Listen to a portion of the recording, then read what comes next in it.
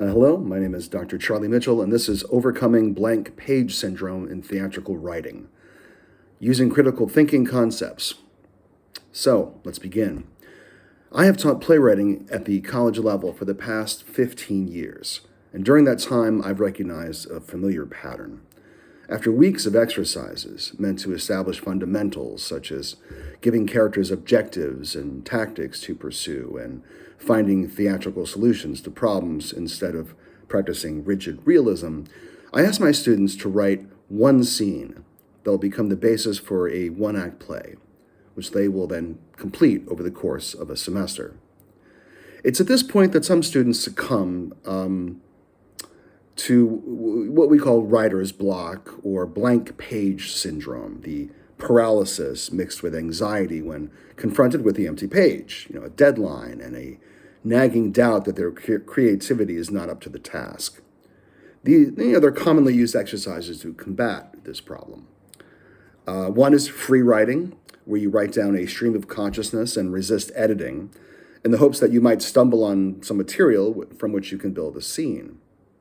Another is asking what-if questions. For example, what if two enemies needed each other to survive? Or what if a memory could be sold? This technique has great potential, provided the student has the capacity to ask interesting questions.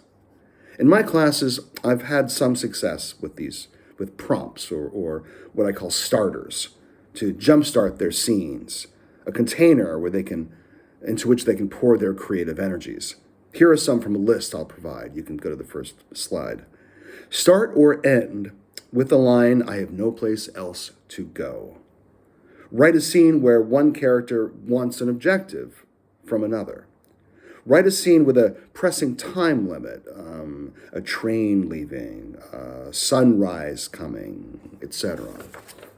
Write a scene where a sensual experience, hearing, touching, or tasting something plays a large part. I often have to tell them it doesn't have to be sexual. Write a scene where an old relationship is rekindled in some way. Or here's the last one. Pick a ritual of some kind, wedding, funeral, etc., and disrupt it in some way, which is, if you notice, pretty common that in playwriting there's a ritual that's been done a certain way and then it has upended in some way. And lastly, write a scene where one character has a secret. Of course, the use of these prompts is always voluntary, and if they feel restrictive, students are welcome to explore their own ideas.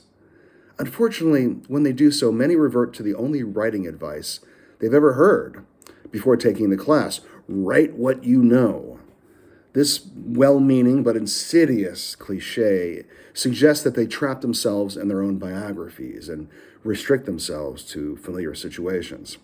But considering their limited experiences of their young lives, the resulting work is often boring.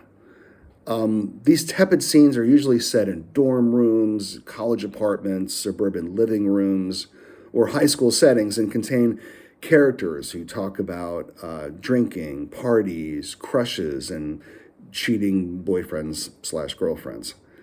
Unfortunately, these scenes do not truly task their imaginations or allow them to project themselves fully into mature fictional worlds, which is the point of the class. Here's the next slide.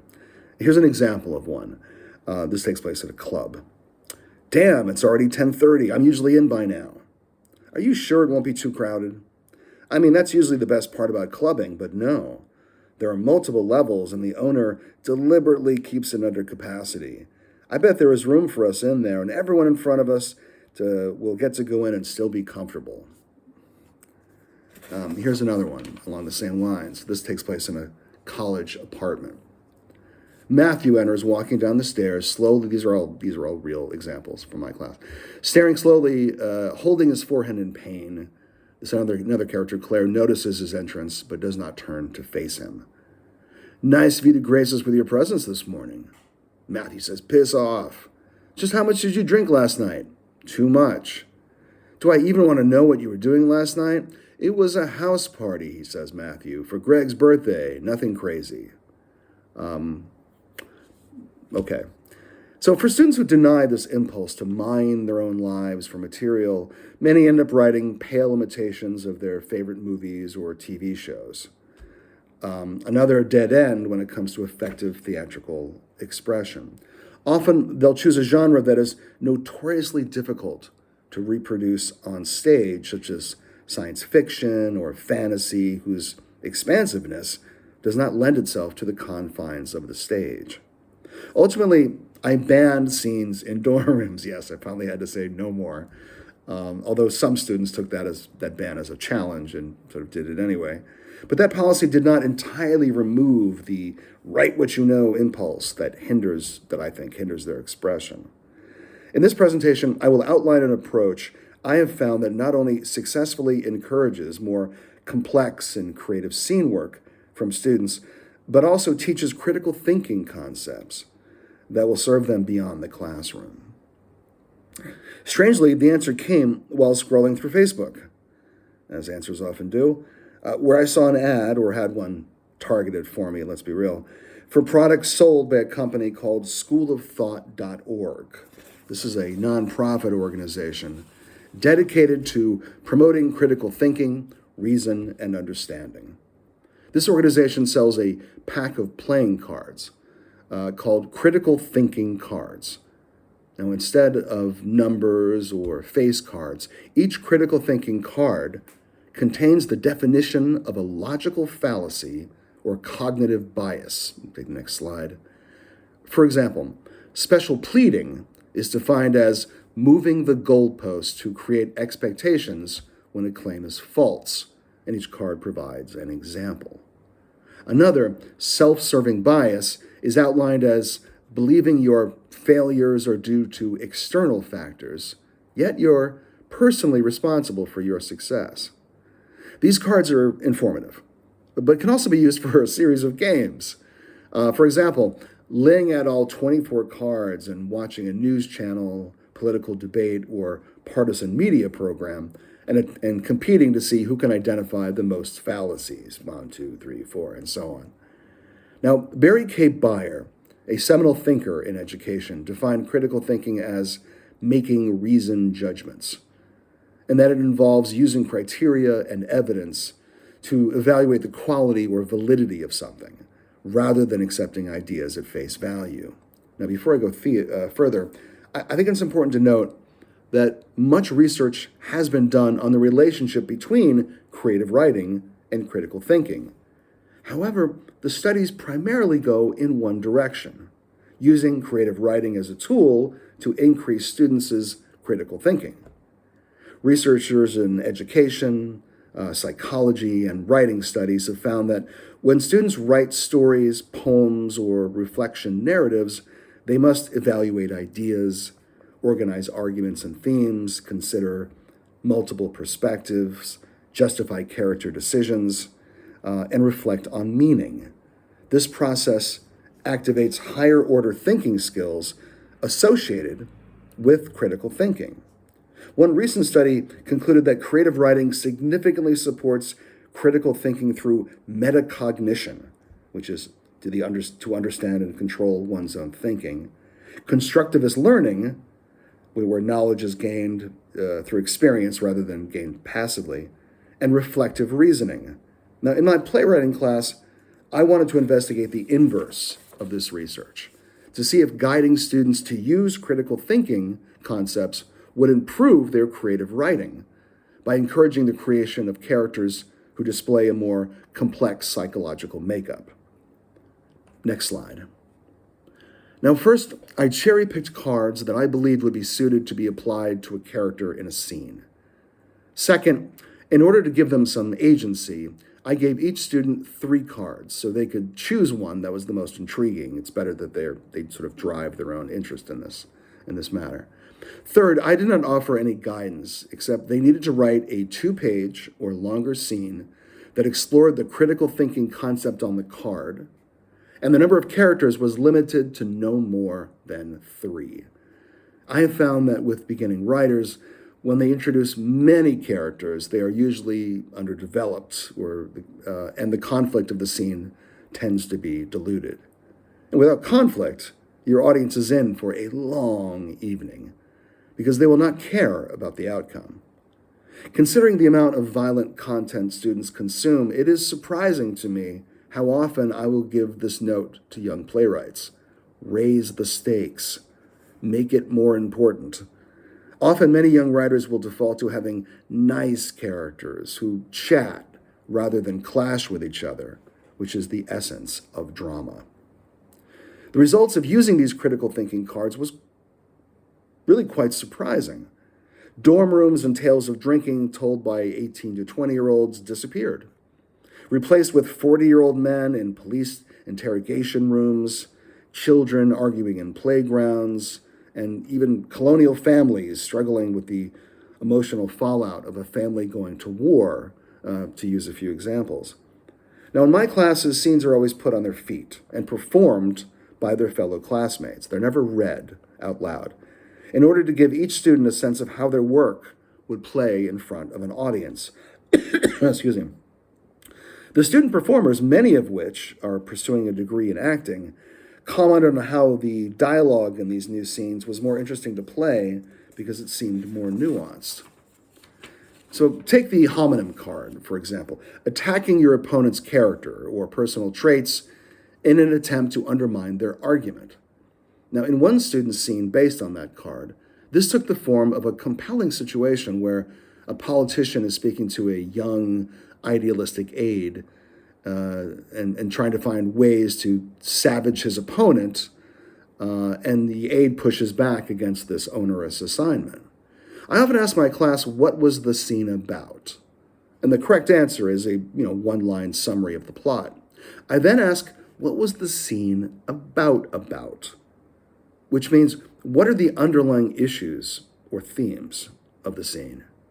In this case, the scene framed a moral question about politics in general and the role of personal morality in particular. It's always better for your play to be about something. It has a longer shelf life. Another card, the appeal to authority, which is defined as using the opinion of an authority figure or institution of authority in place of an actual argument, was transformed into a scene between two friends. One had been inducted into a doomsday cult, while the other struggled to overcome her devotion to her exploitive leader. Both ended up being very playable one-acts, both of the ones based on those cards. So much so that the writers were accepted to a multi-day playwriting workshop held by a professional theater in Atlanta, Georgia, in the United States. For the sake of illustration, here is an excerpt of a scene based on the gambler's fallacy, one of the other cards.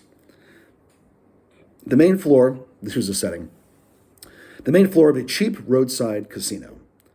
Very late at night, Glenn is playing roulette and looks crazed and haggard. Wendy, dressed in a bathrobe, approaches the table looking concerned. Wendy, so this is our honeymoon? Glenn, please go back to the room. You look ridiculous. Wendy, what are you doing? Glenn, I'm going to get you a ring that isn't a pipe cleaner. Wendy, I like my ring. Glenn, I'm doing this for you. Wendy, are you sure about that? Glenn, it can't keep landing black forever. He loses again. Damn it. Wendy, where are the rest of your chips? The envelope in our room, the one we put aside with the rent in it, where is it? Glenn, not now. Wendy, oh, Jesus. Glenn, don't worry, the universe corrects itself. Wendy, the universe doesn't even return my texts. Glenn, I can get it back. Wendy, that sentence is why casinos have fountains. Glenn, what the hell does that mean? Wendy, they make you feel important, but we're not. We're just trailer trash with no rent money, a car that died on the highway, and, gesturing to him, delusions of grandeur. Come back to the room and we'll figure this out. Glenn, no, I refuse to be a loser. He loses again. Damn it, see? You're bad luck. Wendy, that sentence is why I'll be on the next bus. Next slide. To understand why this method generated stronger material, Let's look at the usual practice of scene writing. It usually begins with outlining a plot or creating characters, one of those two approaches. I encourage my students to try both, but my experience has been that when students create from plot, it often leads to more one-dimensional characters who seem to make choices to fulfill predetermined events. The other, and I believe stronger, approach is best summarized by early 20th century novelist and playwright John Galsworthy, who asserted character creates plot, not vice versa. In other words, who we are dictates what we do. Now, to follow this dictum, I used to do an exercise where I would have the class list in detail the qualities of two characters and then find a reason to put them in the same scene. This would lead the characters derived from traits, the sarcastic friend, the kind mother, for example. And this served to give their creations some detail. However, showcasing a character's contradictions and inconsistencies in critical thinking created characters that were far more dimensional and authentic overall. Why? Perhaps flawed reasoning reads as more reflective of humanity as a whole and is inherently dramatic. When reasoning is challenged, conflict is created, a crucial element of theatrical writing, because there should always be constant tension between characters who fight for their own worldview. Finally, leading with weakness also builds in a character's potential for growth, or the tragedy of remaining static. Now, this is not to say that writing from plot is necessarily a flawed technique. Many playwrights do this. And I have not abandoned my, starters. You never know what method will spark the imagination of a young writer. Now, of course, the benefits of creative writing have been well established. Increased self-awareness and empathy, improved emotional processing, better cognitive flexibility, and many others. But absorbing critical thinking concepts also has great value. After each scene was performed, the playwright would explain the critical thinking concept from which the scene was based, and the class would discuss how it was applied in the scene. And research confirms that engaging in these concepts, these critical thinking concepts, improves academic performance across all subjects in a complex world with increased information overload. And hopefully students will be better to solve problems learning these critical thinking concepts and make better decisions, as well as making more interesting art. Last slide. If you have any questions, please contact me. Thank you for your time.